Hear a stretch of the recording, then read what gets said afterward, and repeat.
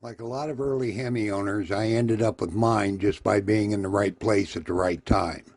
The fact that they were 55 and 56 331s and a 354 was just luck, not me turning my nose up at the other displacements or brands. As I mentioned before, all HEMIs are good engines. I'm most familiar with the 55 and 56 331 and 354 HEMIs. Those were the ones I built and in the process researched. While I'm not as familiar with some of the finer points on the DeSoto and Dodge HEMIs, I haven't overlooked them either. For passenger cars, Chrysler produced the 331 HEMI from 1951 through 1955, the longest of any early displacement HEMIs. Even though the displacement remained the same for 5 years, there were some major changes that occurred over time. The most noticeable is the 51 through 53 block. This early block had a cast-in extended bell housing. These may have also ended up in some early production 1954 cars. I had one of these years ago but sold it, in large part because when I started getting into these engines, there was virtually no transmission adapters available that would allow for the use of a more modern transmission. There were a few shops that could cut off the extension and drill and tap the bell housing area, but by the time you added up the cost, it was usually just better to find a 54 and up block. The 51 to 53 heads also had smaller valves and exhaust ports. Things have changed over the last 30 years, and transmission adapters are now available for the extended bell housing block.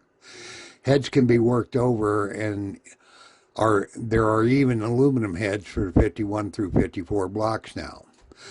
Would I build one of these 51 to 53 engines today? If that's what I could find, probably. It's still a HEMI, and it's a lot better supported than it used to be. The 54 is kind of a transitional 1 year only 331. The blocks eliminated the extended bell housing, and the bell housing face and bolt pattern was the same as the Dodge and DeSoto engines. This means that the same transmission adapter for the 54 through 58 Chrysler will also work with either a Dodge or DeSoto HEMI, and they also fit the poly motors. The 54 Chrysler also used the same oil pan and head gasket as the 51 and 53 engines, both of which were changed in 1955.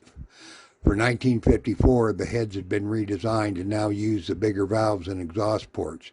They did not, however, have the water ports in the ends of the heads like the 55 through 58 engines. 1955 was the final year for the 331 passenger cars and its final configuration.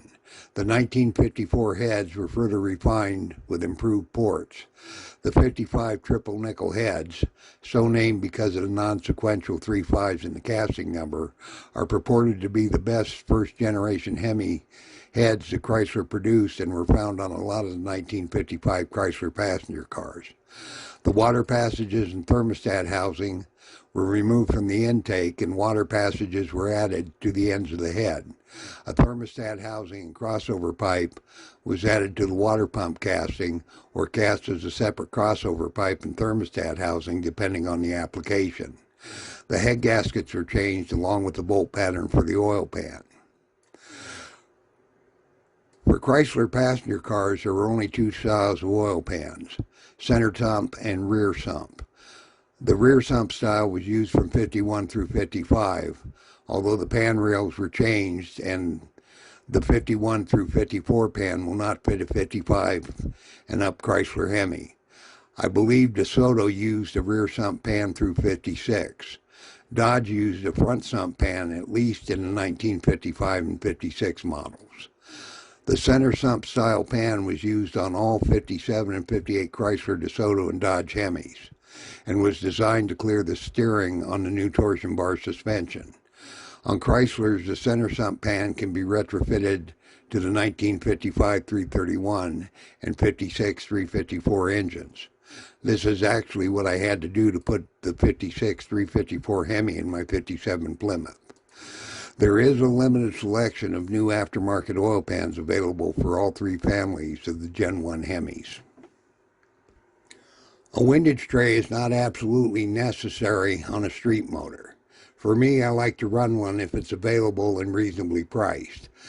Chrysler obviously thought they were a good idea, at least for a short time, because on the first couple of years of production, they used one on the 331 HEMI. They were designed for use with a rear sump pan. If you have one and are going to use a rear sump pan, it's not a bad addition.